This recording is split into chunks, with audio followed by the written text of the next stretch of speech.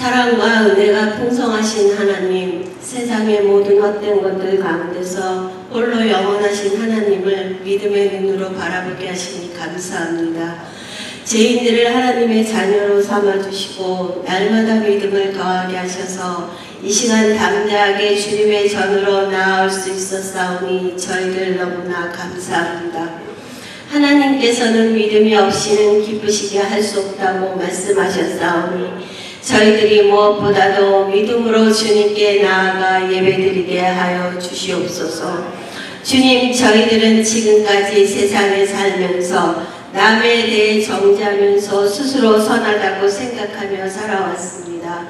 주님의 말씀에 비추어 볼 때 저희들도 죄인이었음을 깨닫습니다. 저희들의 무지함을 용서하여 주시옵소서. 주님, 우리에게 교회를 주셔서 부르신 곳에서 예배하여 주님께 영광 돌릴 수 있게 하심을 감사드립니다. 우리 교회가 좋은 소문이 나고 하나님의 기쁨이 되는 교회 되게 하옵소서. 성도들 모두가 주님 말씀 따라 교회를 사랑하게 하시며 서로에게 힘이 되고 위로되고 하나님의 말씀 따라 서로 사랑하며 주님 따라 살게 하시며 헌신하는 하나님의 미랄들이 되게 하옵소서. 주님 오실 때까지 믿음의 선한 싸움을 하는 자녀들 되어 면류관을 쓰는 자들 되기 원합니다. 착하고 충성된 자들 되게 하시고 오직 주의 영광을 위해 살기를 간절히 원합니다. 우리의 작은 신음에도 응답하시는 주님, 성령의 생명의 법을 따라 사는 그리스도인들 되기 원합니다. 오늘도 목사님과 전도사님을 성령께서 붙드셔서 생명의 말씀을 증거하도록 능력을 주시옵소서. 보이지 않는 곳에서 수고하는 많은 손길들을 기억하시고 주님 축복하여 주시옵소서. 예배를 위해 섬기는 찬양대에 함께하여 주시고 오직 신실하게 봉사하는 일꾼들이 되게 하여 주옵소서. 오늘도 은혜로 인도하시는 예수 그리스도의 이름으로 기도합니다. 아멘.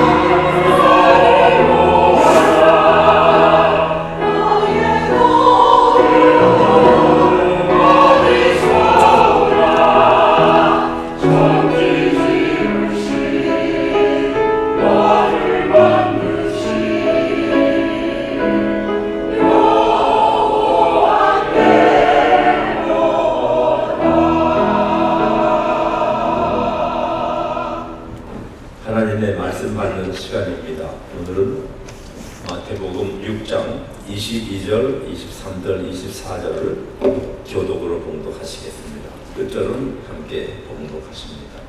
마태복음 6장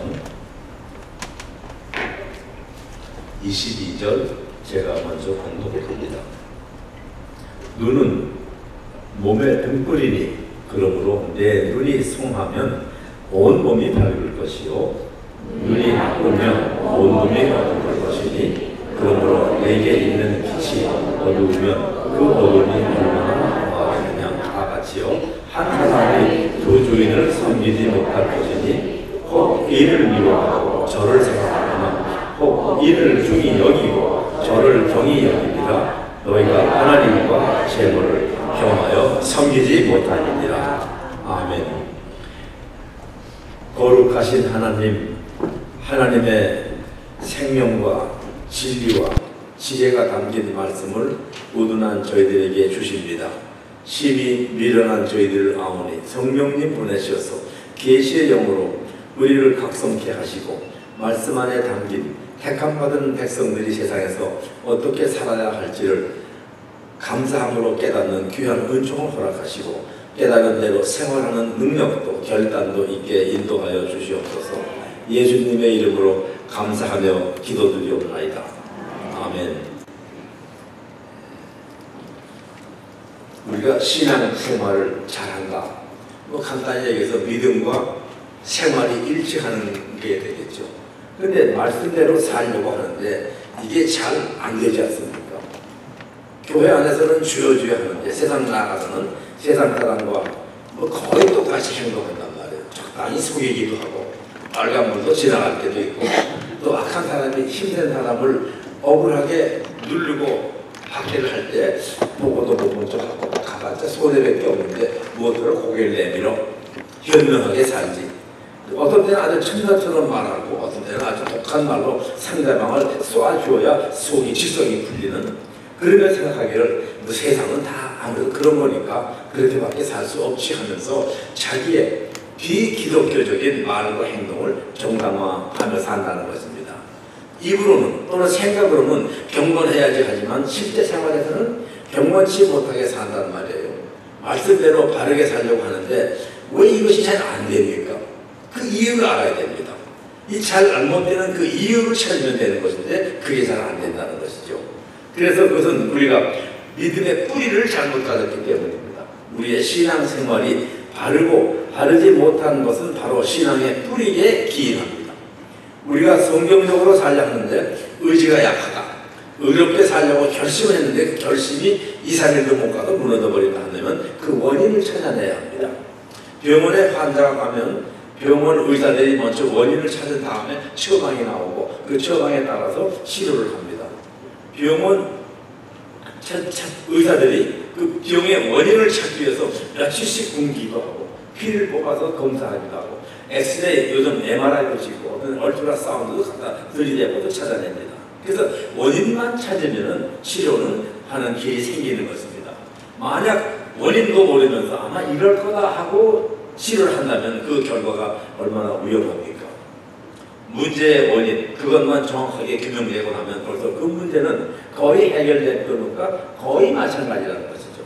물론 암이나 지금 지카 같은 그런 병은 아직도 정확한 처방을 찾지 못하고 있는 질병도 있습니다. 우리의 신앙 문제도 그 뿌리를 바로 가는 것이 해결책입니다. 이러한 접근 방법이 예수께서 오늘 말씀하시는 눈과 몸의 비유입니다. 우리의 신체 구조에 있어서 어느 한 부분이 중요하지 않은 것이 있겠습니까? 다 중요하죠. 우리의 일상생활을 정직하게 하는 데 있어서 무엇보다도 우리 눈이 밝아야 하는 것입니다. 눈이 가장 중요한 역할을 합니다. 아무리 경건하고 미모의 사람도 눈이 나쁘거나 어두우면 무엇 하나 제대로 할 수가 없습니다. 특히 요즘처럼 볼거리가 많은 세상에서 밝은 눈의 역할은 대단히 중요합니다. 그렇기 때문에 자동차 운전면허를 갈 적에 먼저 시력 검사부터 하죠. 그렇죠? 또 의사가 좀 이 의식이 떨어진 사람을 검사할 때 눈을 펴보고서 이렇게 해보고 그리고 연필 같은 붓을 빛을 비추면서 이렇게 돌려서 눈동자가 따라가나 안 따라가나 눈을 검사를 합니다.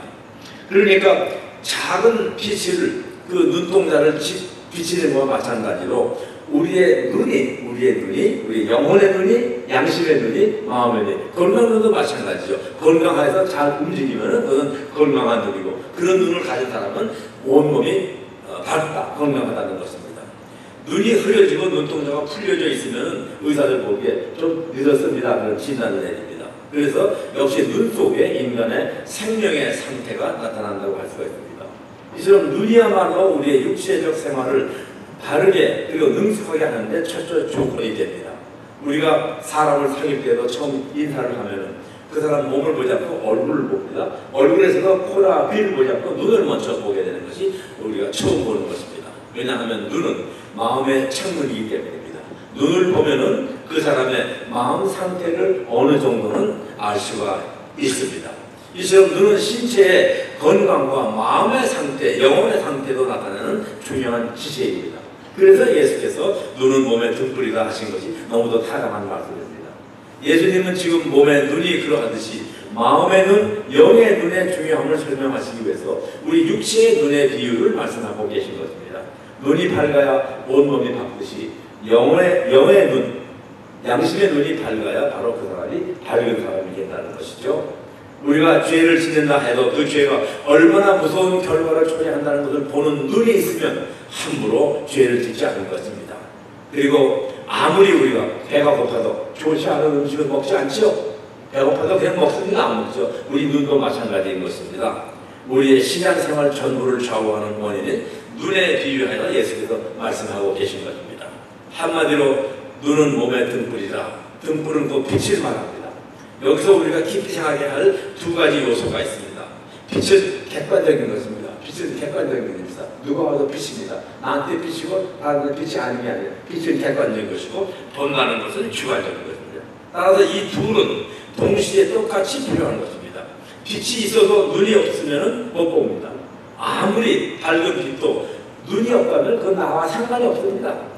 그리고 아무리 눈이 있어도 지금 이 불이 탁 나갔다고 해도 깜깜하게 바깥에도 없고 말이에요. 깜깜하다면 눈이 아무리 좋아도 아무것도 보지를 못하는 것입니다. 이 빛과 눈은 이 동시적으로 함께 작용해야 된다는 것입니다.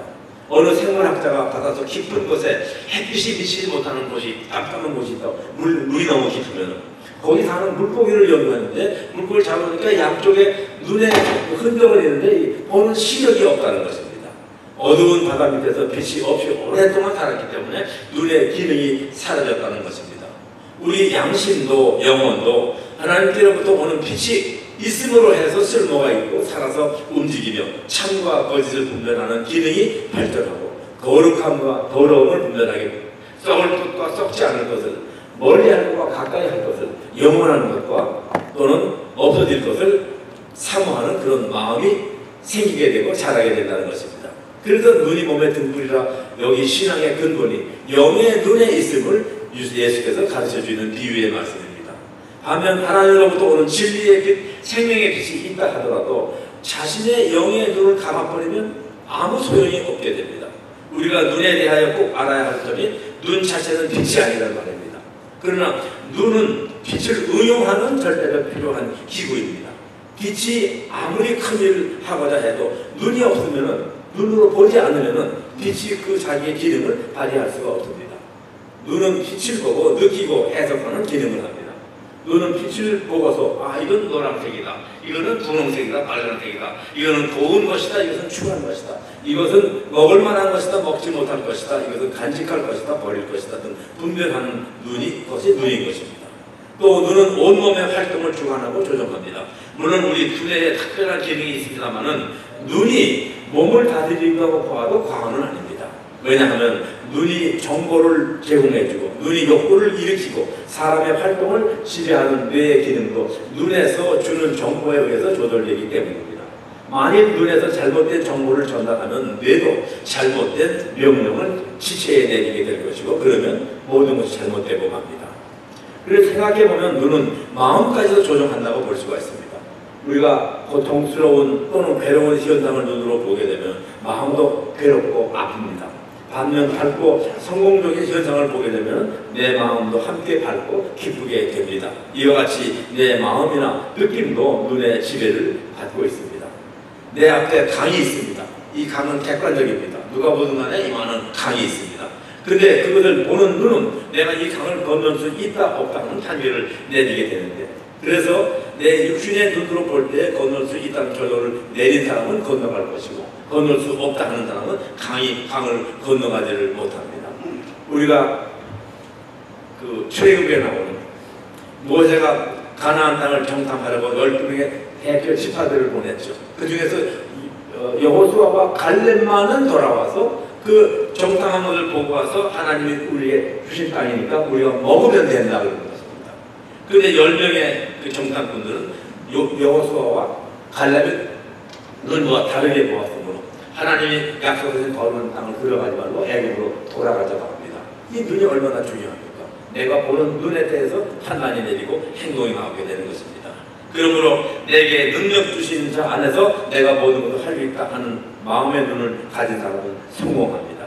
고린도후서 4장 8절에는 그랬어요. 우리가 사방으로 우겨쌈을 당하여도 우겨서 당한 것은 눈으로 봐야 합니다. 그리고 또 답답한 일을 당하여도 낙심하지 아니하며 박해를 받아도 버림받지 아니하며 거꾸로 뜨림을 당하여도 망하지 아니하니라. 바른 눈, 긍정적인 눈, 소망적인 눈을 가진 사람은 어떠한 환경 속에서도 결코 소망을 잃지 않고 성공한다는 것입니다. 여러분이 잘 아시는 베토벤이라는 작곡가가 있죠. 얼마나 훌륭한 분입니까? 그분은 27살 전에 귀가 어두워지기 시작합니다. 그리고 31살에 완전히 귀를 잃어버렸어요. 듣지 못합니다. 그러니 이 작곡하는 사람이 듣지 못하면 어떻게 작곡을 합니까? 32살에 자살하려고 하는데 자살에 미스로 끝난 겁니다. 그리고 거기서 깨어나서 느끼는 것이 뭐냐면 내가 귀가 없을 때 귀를 창조하신 하나님을 붙드는 것입니다. 그래가지고 다시 작곡을 시작해서 그가 완성해낸 것이 심포니 넘버 9인 것입니다. 인류의 역사는 하나님의 무한한 가능성을 보는 눈을 가진 사람들을 사용하시면서 하나님께서 엮어가시는 역사가 기록입니다. 눈이 밝다는 것은 또한 눈의 초점이 명확한 것을 말합니다. 초점이 명확합니다. 우리 생활로 비유하면 목적이 뚜렷한 것입니다. 생각이 확실합니다. 뜻이 분명합니다. 이것저것 보는 것이 아닙니다. 세상 것도 기웃거리고 또 하나님 것도 기웃거리는 눈, 그런 눈이 아니란 말입니다. 오직 예수, 오직 예수의 말씀, 예수의 은혜, 예수의 구원, 예수의 영생만을 사모하는 그 예수의 초점이 맞춰진 눈을 가진 사람이 밝은 눈이고 성한 눈인 것입니다. 그래서 우리는 건강한 눈이 필요합니다. 그 다음에 눈이 나쁘면 그러셨는데, 눈이 나쁘다는 것은 헬라 말로 포노레스라고 합니다. 그 말은 처음에부터 약한 것이 아니고 처음에는 좋았는데 다른 것에 끌려서 나쁘게 됐다는 것을 또는 약하게 됐다는 것을 말하는 것입니다. 그러니까 사람의 눈이 나쁜 것에 끌려서 나쁜 것에 가리워져서 또 나쁜 것에 유혹이 되어서 약해진다는 것이죠. 건강한 눈이 정욕에 가리워져서 나쁘게 됩니다. 건강한 눈이 질투 욕심에 가리워져서 나쁘게 됩니다. 마음에 가리워져서 미움에 가리워져서 무엇이나 바로 보지 못하는 눈이 나쁜 눈이 되는 것입니다. 시기 질투를 시작하면 얼마나 무서운 결과를 줘야 합니까? 그 시기 질투 눈이 가리워지면 사랑해야 할 사람을 바로 보지 못하고 살인까지도 이르게 됩니다. 돈의 눈이 흐려지면 하나님도 돈 다음으로 알게 되게 됩니다. 명예욕의 눈이 어두워지면 배신자가 됩니다. 이것이 눈이 나쁘면 온몸이 어두워진다는 예수님의 교훈인 것입니다. 그때는 어떻게 하느냐? 빨리 안약을 사서 바르고 밝은 눈을 회복해야 합니다. 가롯 유다는 눈이 돈에 어두워서 은 30양을 예수님과 바꾸었습니다. 또 우리 보면은 양복자 보는 사람은 어디 갔는지 사람 옷 입은 것을 먼저 봅니다. 머리 미장을 하는 사람은 가서 헤어스타일을 먼저 보게 되는 것입니다. 근데 제자들은 심지어 겁에 실려서 무리를 걸어보시는 예수님을 보고 유령이라는 소리를 들었습니다. 우리 객관적인 현실을 어떤 눈으로 보느냐가 중요한 것입니다. 예수님을 유령으로 보는 눈, 잘못돼도 이만저만 잘못된 눈이 아니지 않습니까?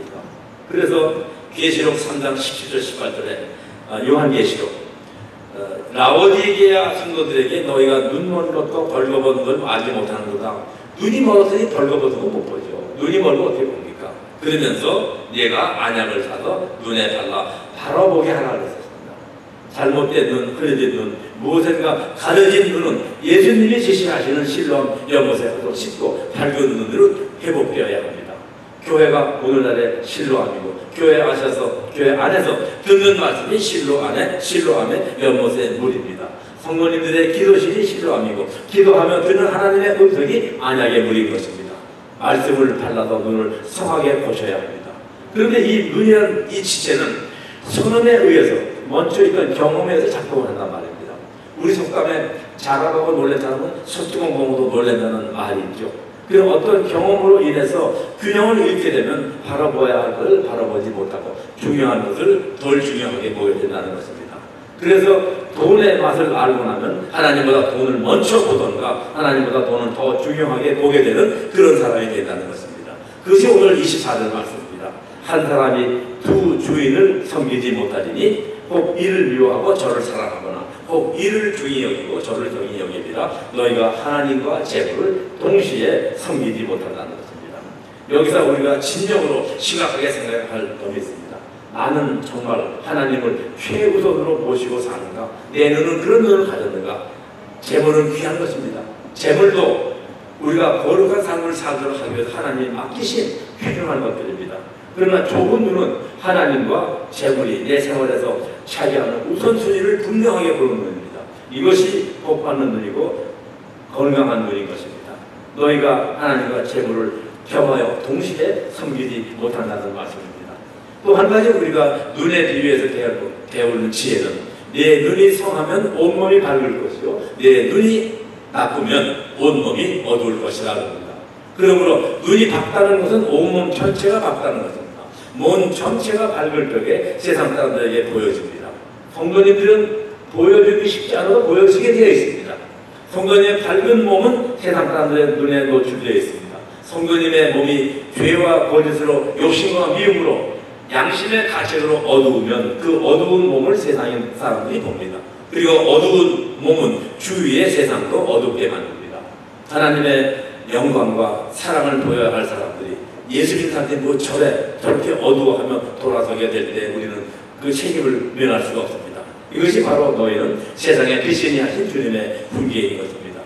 바로 된 신앙생활, 믿음생활, 우리가 믿음과 생활이 일치하는 것, 그것이 우리 눈에 달려 있습니다. 세상을 밝히는 빛의 생활, 하나님의 영생과 구원의 축복이 나타나는 삶, 이 모든 것이 성도님의 눈이 성하면 다 이루어지게 되어 있습니다. 육신의 눈, 영의 눈, 양심의 눈, 모든 눈을 하나님의 사랑과 말씀으로 밝게 하심으로써 온몸이 밝아져서 온몸이 밝은 그 몸을 가지고 세상을 밝게 비치시면서 이 어두운 세상에서 예수 그리스도의 영광을 자랑하며 살게 되시기를 성삼위 하나님의 이름으로 축원합니다. 거룩하시고 영원하시며 참빛이며 영원한 진리의 빛이시며 생명의 빛이신 하나님, 땅에 사는 저희들 어두운 가운데서 불러내시어서 하나님의 귀한 빛을 선전하게 하는 빛의 자녀 삼아주신 것을 진심으로 감사드립니다. 그러나 저희들은 세상 가운데서 이 어둡고 타락한 세상 가운데서 언제나 넘어지고 더럽혀지기가 쉽사오니 말씀으로 우리의 눈이 밝아지게 도와주시고 지식에 넘치는 그리스도의 사랑을 알게 되고 우리가 생각하는 것이나 말하는 것이나 행동하는 것에서 거룩하신 하나님의 생명과 진리가 보여지게 도와주시옵시고 그러한 변화된 성도들로서 우리 헬스빌 한인 장로교가 차고 넘치게 축복하여 주시옵소서. 살아계신 예수님의 이름으로 감사하며 기도드리옵나이다. 아멘.